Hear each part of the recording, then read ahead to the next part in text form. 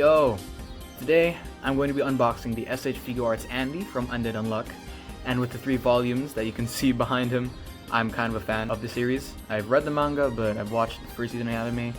Won't lie, there are some pacing issues here and there, but if you can look past that, it has some pretty good parts about it. But if they do make a season 2, which I'm really hoping, that's when the genuinely amazing parts of the manga happen, and hopefully people will see it as a pretty good new gen series. Now, before we actually start unboxing and seeing the figures, accessories, and all that, let's take a look at the box. So here's the front of the box. The promo pic in the front plastic window is the pose from Volume 1 on the left. Here's the side of the box. And here's the back with some more promo shots, as well as a glimpse of the accessories that we might use. And here's the side of the window. And yeah, there's that. So, let's get started.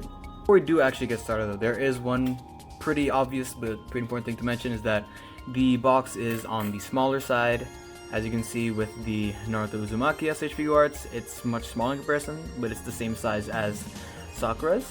Unfortunately, I don't have Fuuko right now because there aren't many resellers in my area, and if I do order it directly from Tamashi, it's going to take roughly a month or two probably. This is probably because Undead Unluck isn't a very popular anime and we have no one but Disney to blame, because Undead Unluck went on Disney, and as we know, with Disney's reputation, as what they did with Sandlands and Go Go Loser Ranger, they don't promote jack shit about the animes they have. So unfortunately, that means David Productions definitely should have released Undead Unluck on Netflix. Even though last time on Netflix, Stone Ocean wasn't distributed well. I guess now with Dun Da Dun and Sakamoto Days coming up, Netflix has learned from their mistake, and I'm guessing... I'm yapping too much. But here's the size comparisons. So now, let's actually jump right in. Right off the bat, we get to see Andy in his full glory with his 3 other headpieces. What's interesting about this is that they're not faceplates, they're full-blown alternate headpieces. So that's kind of interesting. I guess it's pretty difficult to engineer faceplates with a hairstyle like that, so I'm guessing that's why they went for it. And there's actually 2 layers to his plastic container. There's one with all of his hand pieces and obviously him and the headpieces, but there's a second layer in which you get to see his sheathed unbreakable sword, as well as the parts bullet effect. And recently you can see that the way Tamashi has been bundling the instruction sheets is on the side of the box once you open it, and I think that's a great way to package it. So ever since they started doing this, I've been very happy and pretty giddy about this. So yeah, let's see all of the accessories on their own now. Here's a closer look on the accessories. I can see the second layer has the parts bullet effect, as well as the sheathed unbreakable sword. And I don't want to complain, but I wish we had some kind of way to tab in the sword into his body, because he does that a lot. You can see that in opening 2 and all that. But having this at all is just a really good addition. I'm glad we have a decent amount of accessories that are enough to represent the character, because obviously if you don't know jack about Undead Unluck, you're gonna be like, what the hell are these effects? What's going on? But it's still great to have the parts bullet, because I feel like that's the perfect way to pose it, rather than having, you know, his finger just being blown off like that. Seeing the finger about to shoot out like that is the best way to go about it, so I'm very glad that's what they did. Now let's see the figure up close and personal. There he is, out of the box. And man, does he look beautiful. Holy cow. Okay, let's just take a minute to admire this beautiful mold. I've never really done a review like this before, so let's just dive right in. So his arm can go that far, you can go far, you can make it go like up like that, you can make it, yeah. But this is the thing that covers up the gaps, similar to how they did with Naruto. And he has butterfly joints here, and of course, double jointed, yeah. And this is honestly really cool, the way that they have the joint, like the sleeve being in the joint itself. Boom. And how far can you do the splits? You can do it about that far. Yeah, it's fine. It's good. And let's see that ab crunch. How far do you go back? Let's just move this out of the way because it looks kind of weird. Okay, he can. Doesn't look like he can go back that far, but how far can you hunch forward? Whoa! Whoa, okay. Wow. He can... Wow. Okay, he can't go back too far. I think this is the extent, but this seems fine. I'd honestly prefer there to be an ab crunch that goes this far in comparison to going back that far and not able to go forward that far. But this is great. Wow, okay. So, you know, there's double joint stuff. You can go all the way... How far? Whoa! Okay. See, here. It's like, yeah, the Naruto piece around the shoulders that cover up any gaps, and it does a really good job at it. So, how far do your butterfly joints go? Let's see, here... I'm sure I can go a little farther than that, but honestly, I'm kind of scared to push this figure to the limits because I won't be able to get him back in a while. But wow. That's pretty good. Okay. Okay, let's see. Can you sway side to side? Let's see. Okay, you can move side to side like that. How far can you look up? You can look up that far. And looks down very far. Wow. Okay. So looking up that much is not an issue because I feel like in comparison to many other figures, I think he towers over them, maybe. So, wow, okay, let's see that. Double jointed knee. Is there a toe hinge? There's a toe hinge right there. And ankle pivot. Well, it's pretty limited, but it's honestly everything that you could ask for, probably. But yeah, this is a pretty good ankle pivot. And yeah, the knees look good. The knees look good. They look really good. And now for a closer look on the accessories. Don't mind the lighting change. It's just so that you could have a closer look as well, and so that the camera could focus properly. So here we got we got Andy's confident face, you know, his sick, wicked sick face, which is really well molded, honestly. And yeah. Next, here's his yelling face, but still very confident. He's also still saying wicked sick with this type of face, so that's fun. And here we got a more serious and concerned look on his face that I don't think you see much of in season 1, but once season 2 does get animated, I won't say much, but all I can say is ghost. Yeah, okay, there you go. It'll be perfect for recreating that scene. And lastly, the face that he actually came with, which is this pretty serious expression on his face. You'd think they would, you know, pack him in with the iconic grinning face that he has on Volume 1, but no, this is the one he came with. So, but you don't really see this expression much in the first season. I don't think so. But yeah, it's pretty nice to have options anyway. This will look good when fighting against someone. Next, we got these trigger finger hands that he does every once in a while, I guess. You can also make him look pretty cocky and go like, yeah, yeah, yeah. But this is how you obviously pose the parts bullet. And let's just get the effect piece right here. So, I'm guessing it should be pretty self-explanatory. But you just slide the finger in there, and boom! That's such a simple effect, but it works so well, and it's pretty great. Wow. There you go. And obviously it applies for both of the hands. I'm just using this one hand as an example. Next up, we got these kinda sorta open palm hands, but I'm guessing this would be used to, you know, hold Fuuko, or just, you know, open palm hands are used for anything, but that's a specific thing that Andy could do. If only I had Fuuko, but they don't resell her here, oh my god!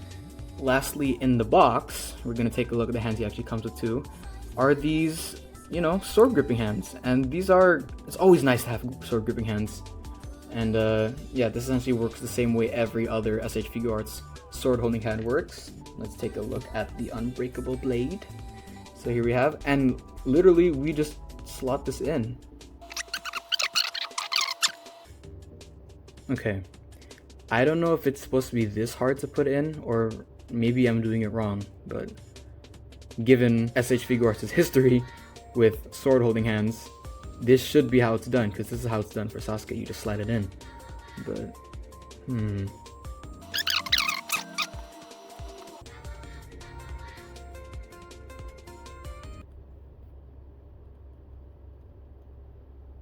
This is not how you hold a sword, Andy. What on earth is going on? Ha! So I did have to force it. That was really scary. But okay, well, it looks really good with the thing on there. So once you force it in, will it be easier to put back on or not? And now it's even harder to remove. What is going on, Bandai? Is this a QC issue, maybe?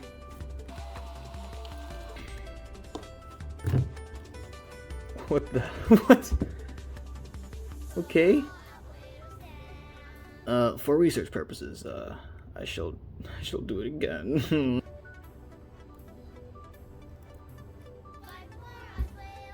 Wow, okay, so you really do have to jam that in. Am I doing something wrong? This don't feel right. It's somehow scarier than putting the kunai on Naruto's hand. That's really weird. Okay.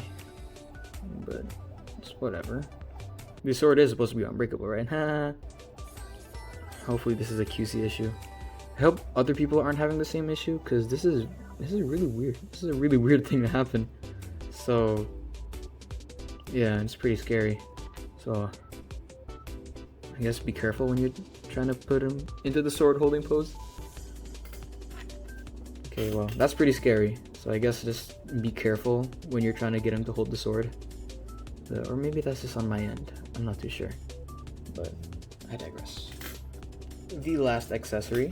I'm just gonna skip over the part split effect because we quite literally just showed it already. Here is the sheathed arm. Seems to look like it's a skewer kebab type thing. But the way this works.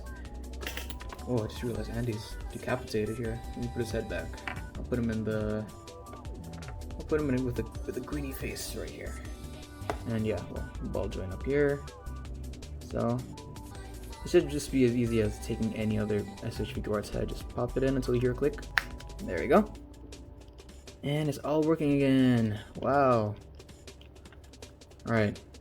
So this is on his left hand. So we're gonna have to pop this off. Yeah, there we go. And that was pretty easy. That didn't feel like it stressed anything at all. So now you just put this in until you feel a click. And boom! That's really cool. Unfortunately, you can't make him do it all the way because, you know, it's literally blocking it, but that's part of the charm. That's exactly how it works. And you can still bend it a little bit. And this is amazing. Wow, this is like much better than I thought it would look in the promo pictures. Wow. But yeah, you can obviously do some really cool sword sheathing pose with this. But yeah, this is a whole separate sword than the one that we already have here. It comes with the box. But yeah, it is the same sword in universe. Is the sword like longer when it's separate? Okay, that's kind of weird. But well, it's a small detail. It's not like it affects the whole figure. Well, and I'm just entranced by this. This looks amazing. Well, now that we're done with that, let's get to some scaling with other S.H.Figuarts and other figure lines. Here is Andy next to two goats, Son Goku from the superhero line, and Naruto from the, believe it or not, the Naruto line. Oh my god. Here on the left we have Kaiju number 8 from S.H.Figuarts, also known as Hibino Kafka, and Chainsaw Man on the right, also S.H.Figuarts, also known as Denji. I completely forgot his last name if he had one. And as a bonus, here we have the Reverse Flash from McFarlane and the Heroes Return Iron Man. So here's the comparison to a 1/10 scale figure, McFarlane and the Marvel Legends on the right. So obviously still, Marvel Legends and McFarlane's do not scale well with S.H.Figuarts, unfortunately. I still hate how it's 1/10 and what, 1/9? I don't know what scale Marvel Legends are. It's time to pose this guy.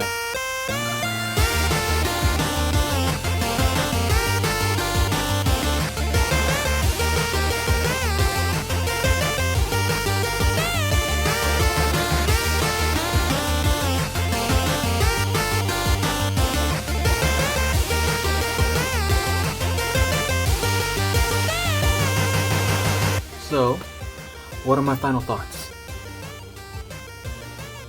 Wow. That's all I can really say.